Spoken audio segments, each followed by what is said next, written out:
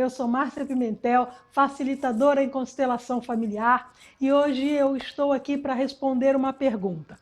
Bom, sempre quando eu vou ministrar uma palestra, falar em algum workshop ou para algum grupo, seja de escola, de empresa, bom, eu sempre inicio a minha fala dizendo que a constelação familiar é uma técnica de cura da alma, que harmoniza o seu passado com o seu futuro. Porque sem olhar para o passado, não temos cura. E aí, qual é a pergunta que muita gente me faz? Márcia, se a minha alma precisa ser curada, qual o caminho, ou por que ela adoeceu, como ela adoeceu, todas essas perguntas. E aí fiz uma pequena pesquisa para dizer para vocês por que a nossa alma adoece.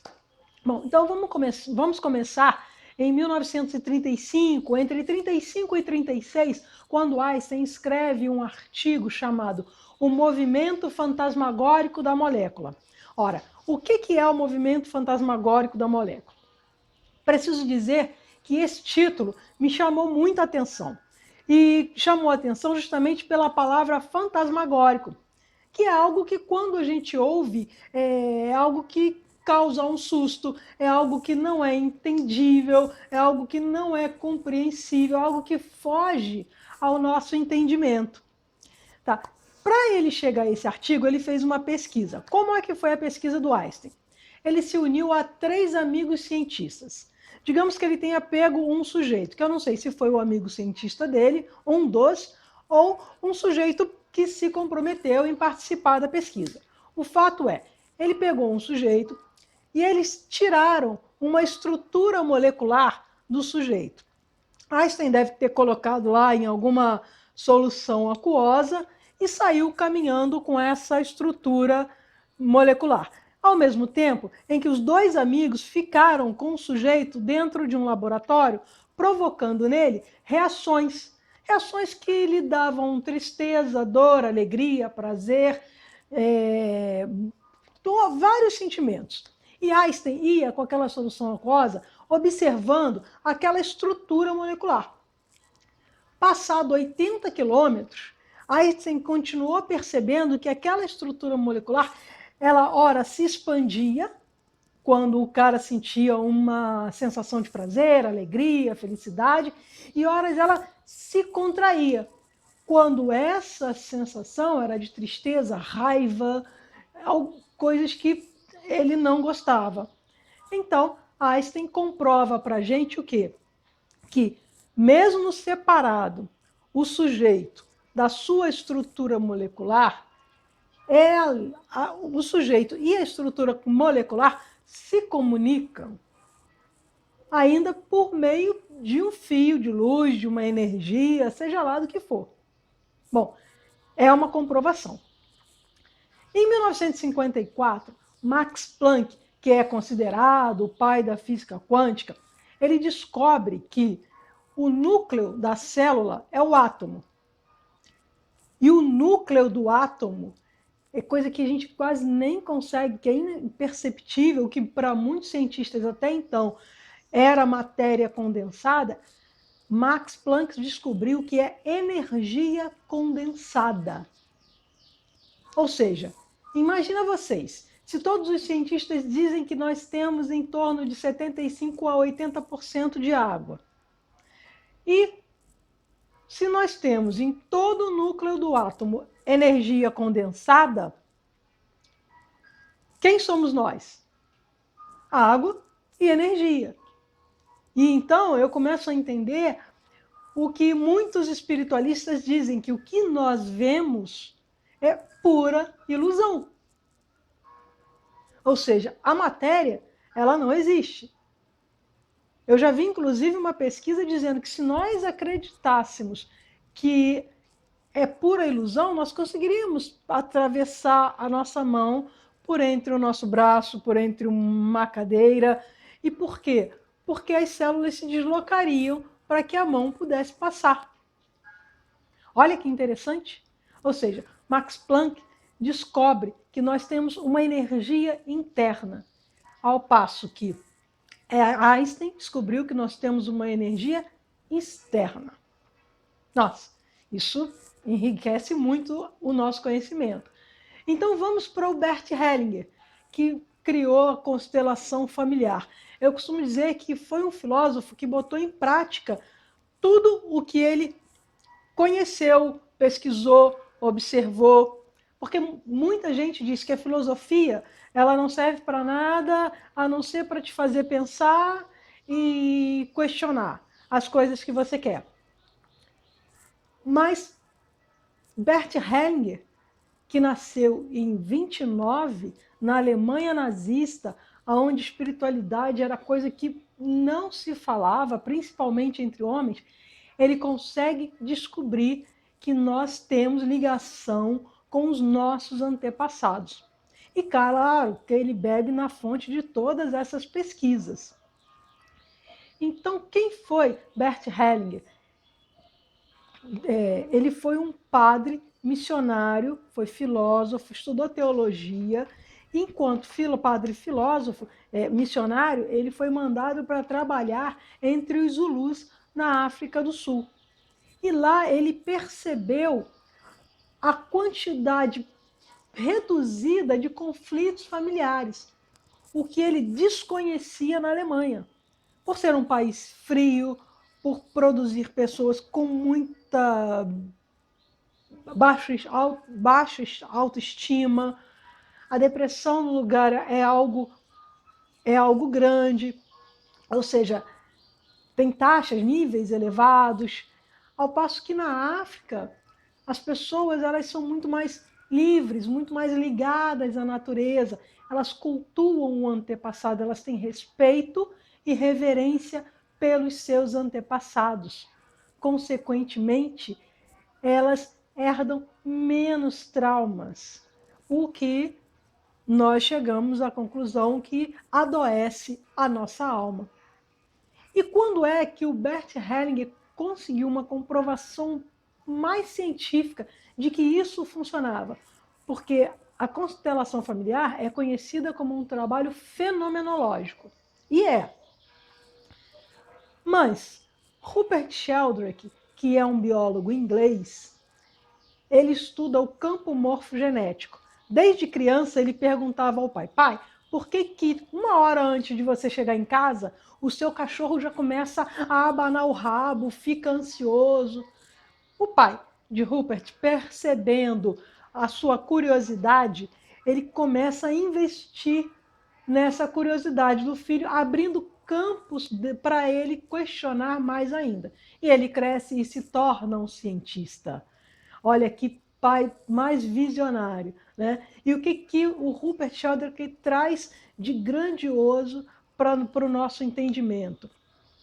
Depois que ele descobre a relação entre a energia animal e a energia do homem, ele descobre a relação da energia do homem com a energia do homem e a energia entre os grupos de animais.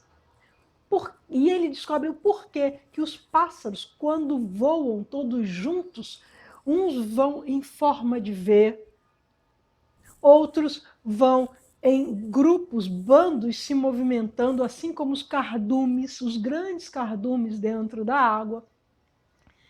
Ele começa a entender e a legitimar essa ligação por uma energia de um ser para o outro.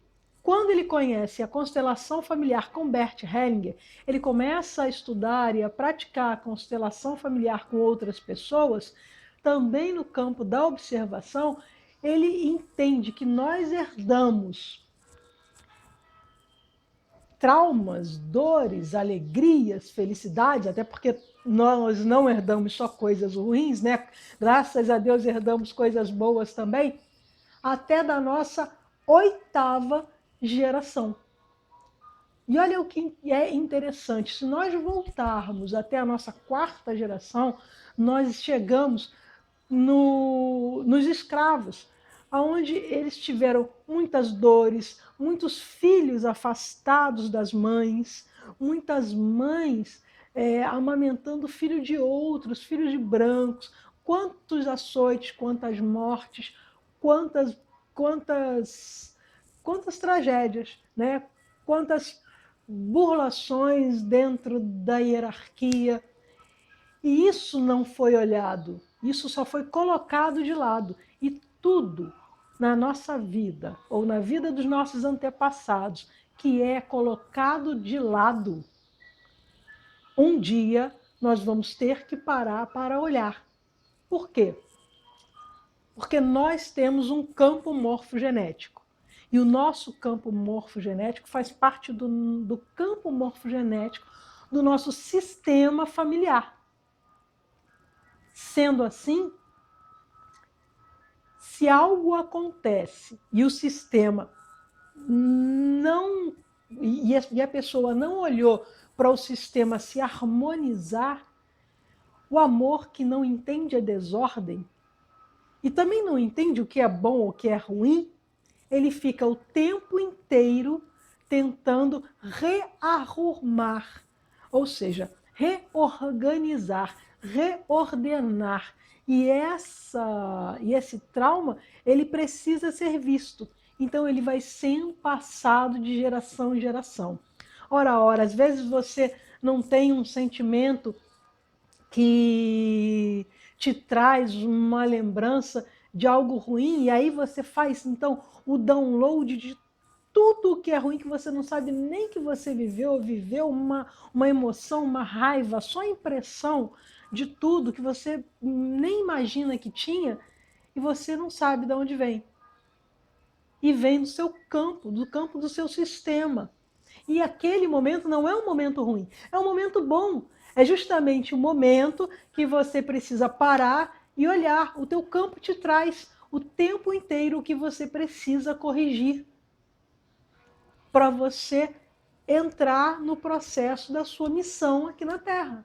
Primeiro você precisa limpar, porque cumprir a missão com essa quantidade de coisa desordenada, desajustada, não vai te fazer cumprir uma missão limpa, bonita, com prosperidade.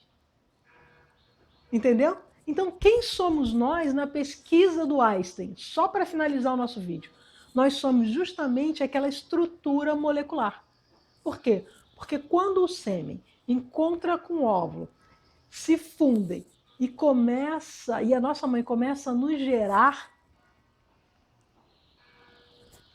e chega o final dos 9 meses, nós nascemos e é cortado o cordão umbilical, então nós somos aquela estrutura molecular da pesquisa do Einstein, só que mais desenvolvida, carregando,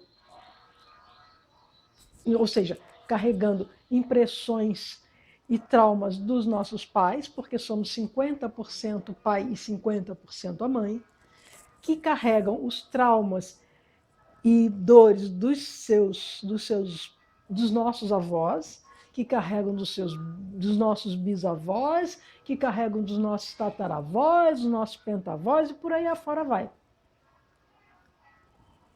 Então, se nós não pararmos agora, nesse momento, que eu chamo de uma explosão da tecnologia espiritual, com várias técnicas de cura da alma, para parar, olhar e se curar, o nosso planeta vai afundar. Então, agora, você deixou de ser inocente nessa área. Você precisa buscar a sua cura. E seja lá em qual técnica for. Eu sugiro a vocês a constelação familiar, porque é conhecida cientificamente como uma técnica de cura breve. E várias pessoas, vários cientistas já comprovaram. É uma técnica de cura breve, é rápido. É no máximo 1 hora. Você já curou aquela questão. A questão que te traz escassez, a questão que te traz péssimos relacionamentos, a questão que te traz medo. E para que vocês entendam um pouco melhor, curtam o meu canal, onde eu começo a colocar vários vídeos agora para vocês, explicando um pouco mais e dando dicas de cura. Curtam a minha página, Como Viver Leve e Feliz. E o meu canal também se chama Como Viver Leve e Feliz. E vivam leve e feliz. E muito, mas muito obrigada por vocês estarem aqui comigo. Eu sou Márcia Pimentel, facilitadora em constelação familiar aqui no Rio de Janeiro. E atendo você aonde você quiser. Obrigada.